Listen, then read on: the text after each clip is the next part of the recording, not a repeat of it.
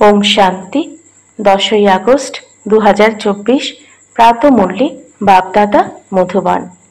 মিষ্টি বাচ্চারা, এখন তোমাদের সমস্ত আশা পূর্ণ হচ্ছে, পেট ভরে যাচ্ছে। বাবা এসেছেন তোমাদের তৃপ্ত আত্মা করতে। প্রশ্ন: তোমরা বাচ্চারা এখন ভক্তি তো করো না, কিন্তু অবশ্যই ভক্ত তোমরা, কিভাবে? উত্তর: যতক্ষণ পর্যন্ত দেহ অভিমান রয়েছে ততক্ষণ তোমরা হলে ভক্ত। তোমরা জ্ঞানী হওয়ার জন্যই পড়াশোনা করছো। যখন পরীক্ষায় পাশ করবে তো কর্মাতীত হয়ে যাবে, তখন সম্পূর্ণ জ্ঞানী বলা হবে। এরপর পড়াশোনা করার দরকার হবে না। ওম শান্তি। ভক্ত আর ভগবান দুটো জিনিস হলো, তাই না? বাচ্চারা আর বাবা। ভক্ত তো অনেক অনেক রয়েছে, ভগবান হলেন এক। বাচ্চারা, তোমাদের কাছে খুব সহজ ব্যাপার বলে মনে হয়। আত্মারা শরীরের দ্বারাই ভক্তি করে। কেন? ভগবান বাবার সাথে মিলিত হওয়ার জন্য। তোমরা ভক্তরা এখন ড্রামাকে বুঝে গেছো। যখন সম্পূর্ণ জ্ঞানীতে পরিণত হবে তো এখানে থাকবে না। স্কুলে পড়ার পরে পরীক্ষায় পাশ করে গেলে অন্য শ্রেণীতে চলে যাবে। এখন ভগবান তোমাদের পড়াচ্ছেন। জ্ঞানীর তো পড়াশোনা করার দরকার থাকে না, ভক্তদের ভগবান পড়াচ্ছেন। তোমরা জানো আমরা আত্মারা ভক্তি করতাম। এখন ভক্তি থেকে বেরিয়ে জ্ঞানে কিভাবে যাবে এটা বাবা শেখাচ্ছেন। এখন তোমরা ভক্তি করো না, কিন্তু দেহ অভিমানিতে এসে যাও, তাই না? তোমরা এটাও বোঝো যে ওই ভক্তরা তো ভগবানকেও জানে না, নিজেরাই বলে আমি জানি না। যে নম্বর 1 ভক্ত, বাবা তাকেও জিজ্ঞাসা করেন, তুমি যে ভগবানের ভক্ত ছিলে তাকে জানতে? বাস্তবে ভগবানও একই হওয়া চাই। এখানে তো অনেক ভগবান হয়ে গেছে, নিজেদের ভগবান বলতে থাকে। একেই বলা হয় অজ্ঞানতা। ভক্তিতে রয়েছে ঘোর অন্ধকার, সেটা হলোই ভক্তি মার্গ। ভক্তরা গায়, জ্ঞান অঞ্জন সদ্গুরু দিয়েছেন, অজ্ঞান অন্ধকারের বিনাশ। গুরু যারা, তারা জ্ঞান অঞ্জন দিতে পারে না। গুরু তো অনেক রয়েছে। তোমরা বাচ্চারা জানো যে ভক্তিতে কি কি করতে, কাকে স্মরণ করতে আর কাকেই পুজো করতে। সেই ভক্তির অন্ধকার তোমাদের এখন ছেড়ে গেছে, কারণ বাবাকে জেনে নিয়েছো। বাবা পরিচয় দিয়েছেন, মিষ্টি মিষ্টি বাচ্চারা, তোমরা হলে আত্মা। তোমরা এই শরীরের দ্বারা তোমাদের পার্ট প্লে করেছো। তোমাদের হলো অসীম জগতের জ্ঞান, অসীম জগতের পার্ট প্লে করে চলেছ। তোমরা স্থূল জগৎ থেকে এখন অসীম জগতে চলে গেছ। এই দুনিয়াও কত এগিয়ে গিয়ে অসীম অপার হয়ে গেছে। অবশ্যই আবার স্থূল জগতে আসবে। স্থূল জগৎ থেকে অসীম জগতে, অসীম জগৎ থেকে স্থূল জগতে আসে কিভাবে? বাচ্চারা, তোমাদের এখন বোধগম্য হয়েছে। আত্মা ছোট স্টারের মতো, এটা তো বোঝে, তবু আবার এত বড় লিঙ্গ তৈরি করে। তারাই বা কি করবে? কারণ ছোট বিন্দুকে তো পুজো করতে পারবে না। বলা হয় ভ্রুকুটির মাঝখানে উজ্জ্বল এক নক্ষত্র। এখন সেই নক্ষত্রের ভক্তি কিভাবে করবে? ভগবান তো কারোর জানা নেই, আত্মার জানা আছে। আত্মা ভ্রুকুটির মাঝে থাকে। ব্যাস, এটা বুদ্ধিতে আসে না যে আত্মাই শরীর ধারণ করে পার্ট প্লে করে। প্রথম দিকে তোমরাই পুজো করতে, বড় বড় লিঙ্গ তৈরি করো। যত দিন যাচ্ছে রাবণেরও বড় চিত্র তৈরি করে। ছোট রাবণ তো তৈরি করতে পারে না। মানুষ তো প্রথমে ছোট হয়, তারপর বড় হয়। রাবণকে কখনো ছোট দেখানো হয় না, সে তো ছোট বড় হয় না, সে তো কোনো স্থূল জিনিস নয়। রাবণ 5 বিকারকে বলা হয়ে থাকে। 5 বিকারের বৃদ্ধি হতে থাকে, কারণ তমপ্রধান হতে থাকে। প্রথমে দেহ অভিমান এত ছিল না, বৃদ্ধি পেতেই থেকেছে। এককে পূজা করে, আবার দ্বিতীয়কে পূজা করে, এইরকম করেই বৃদ্ধি হতে থাকে। আত্মা তমপ্রধান হয়ে গেছে। দুনিয়াতে এমন কোনো ব্যক্তি নেই যার এটা বুদ্ধিতে থাকবে যে শতপ্রধান কখন হয়, আবার তমপ্রধান কখন হয়ে যায়। এই ব্যাপারে মানুষ একেবারেই অজ্ঞ। নলেজ কিছু ডিফিকাল্ট নয়, বাবা এসে একদম সহজ নলেজ পড়ান। তবু সমস্ত পড়ার সারমর্ম হয়ে যায় যে আমি আত্মা হলাম বাবার বাচ্চা, বাবাকে স্মরণ করতে হবে। এটাও প্রসিদ্ধ আছে, কোটির মধ্যে কেউ কত সামান্য বের হয়। কোটির মধ্যে কেউ কেউ যথার্থভাবে জানে। কাকে? বাবাকে। বলে, বাবা কখনো ওই রকম কি হতে পারে? নিজের বাবাকে তো সকলেই জানে, বাবাকে কেন ভুলে গেছ? এর নামই হলো ভুল ভুলাইয়ার খেলা। এক হয় স্থূল জগতের পিতা, দ্বিতীয় হলো অসীম জগতের পিতা। দুজন বাবার থেকে উত্তরাধিকার প্রাপ্ত হয়। স্থূল জগতের পিতার থেকে সামান্য উত্তরাধিকার প্রাপ্ত হয়। যত দিন যাচ্ছে একদম সামান্য হতেই থাকছে, যেন কিছুই নেই। যতক্ষণ পর্যন্ত অসীম জগতের পিতা না আসেন, তো পেটই যেন ভরে না। পেট একেবারেই খালি হয়ে যায়। বাবা এসে পেট ভরান। প্রত্যেক ব্যাপারেই পেট এতই ভরিয়ে দেন যে বাচ্চারা তোমাদের আর কোনো জিনিসের দরকার নেই। সব আশাই পূর্ণ করে দেন। তৃপ্ত আত্মা হয়ে যায়। যেমন ব্রাহ্মণদের খাওয়ালে আত্মা তৃপ্ত হয়ে যায়, আর এ হলো অসীম জগতের তৃপ্তি। কত পার্থক্য দেখো! আত্মার স্থূল জগতের তৃপ্তি আর অসীম জগতের তৃপ্তির মধ্যে পার্থক্য কত দেখো।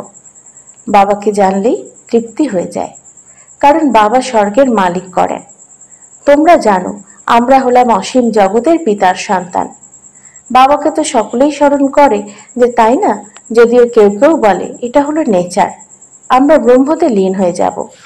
বাবা বলেছেন ব্রহ্মতে কেউ লীন হয় না, এটা তো হলো অনাদি ড্রামা, যা আবর্তিত হতে থাকে। এতে বিভ্রান্ত হওয়ার কোনো দরকার নেই। 4 যুগের চক্র আবর্তিত হতে থাকে, হুবহু রিপিট হতে থাকে। বাবা এক, দুনিয়াও একই।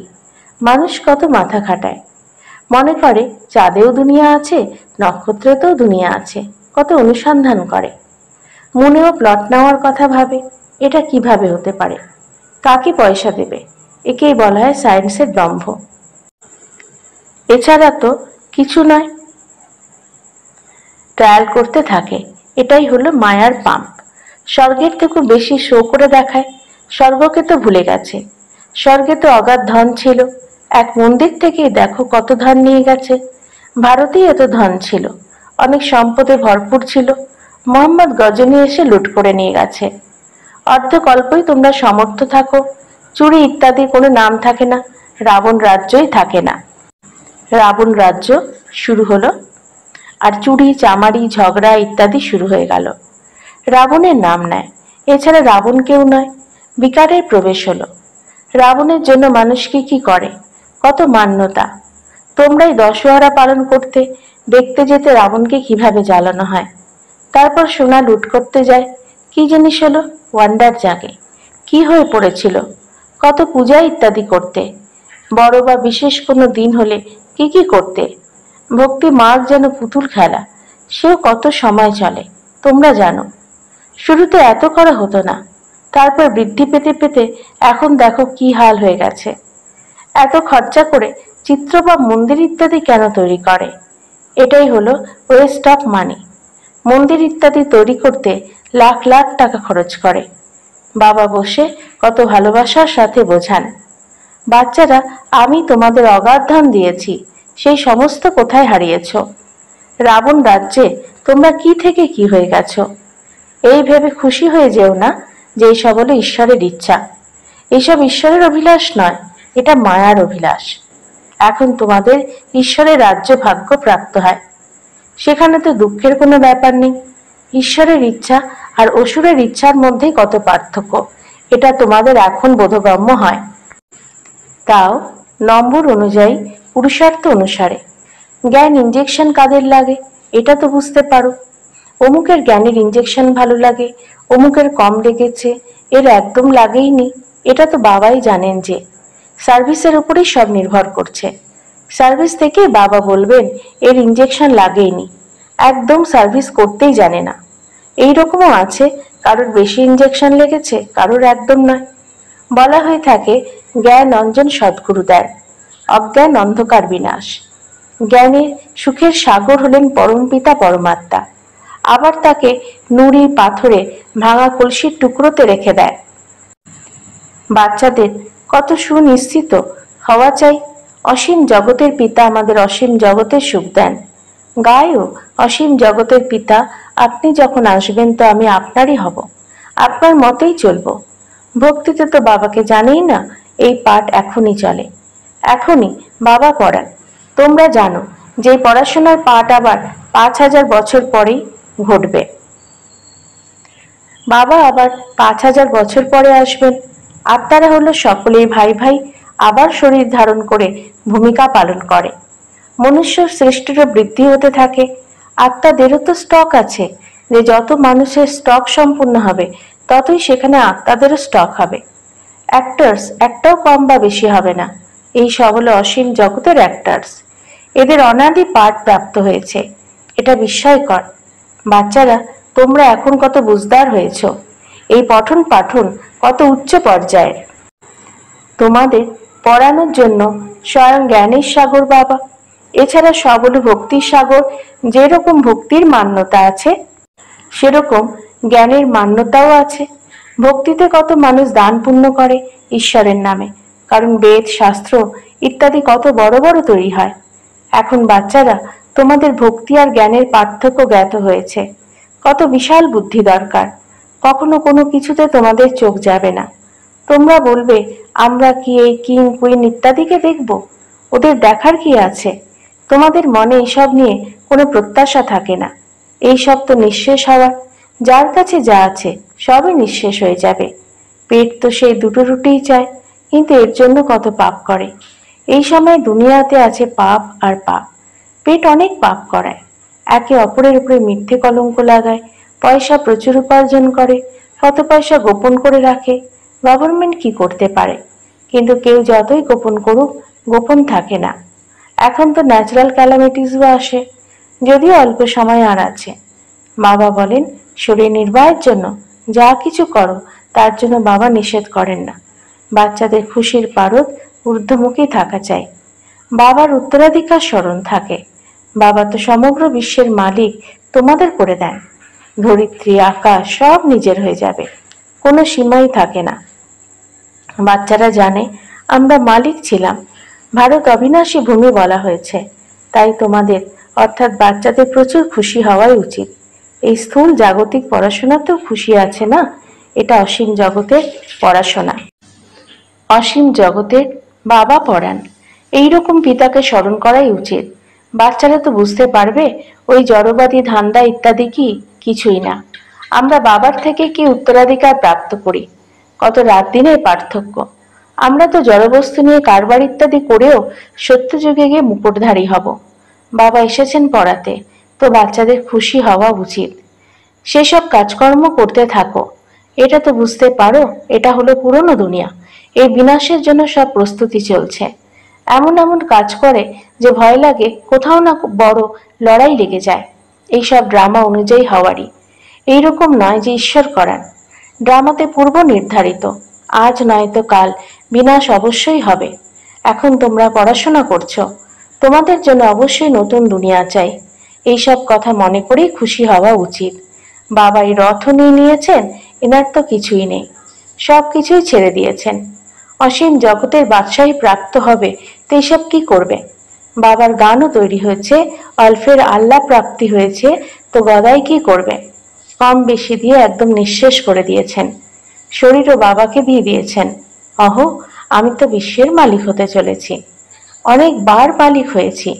কত সহজ। যদি তোমরা নিজের ঘরেও থাকো, নিজেকে আত্মা মনে করে বাবাকে স্মরণ করো।